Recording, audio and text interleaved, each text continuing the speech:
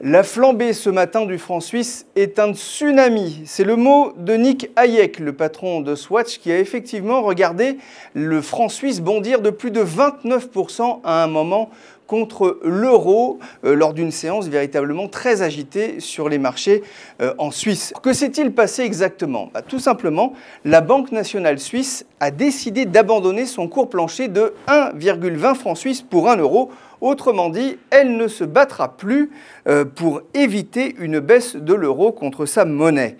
Les investisseurs se sont donc engouffrés dans la brèche en vendant massivement de l'euro pour acheter du franc suisse. Car la défense de la monnaie nationale commençait sans doute à devenir bien trop chère pour la Banque nationale suisse.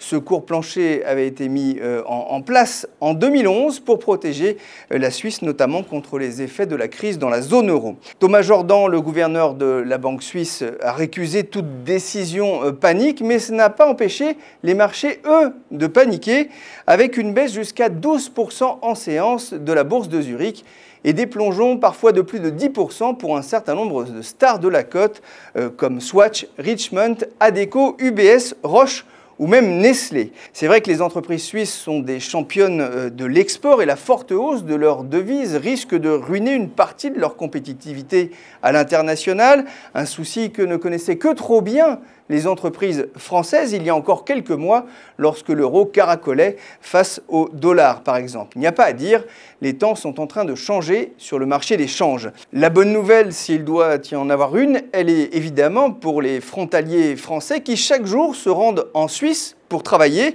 Le bon du franc suisse, s'il n'est pas éternel, leur offre à court terme en tout cas un fantastique gain de pouvoir d'achat.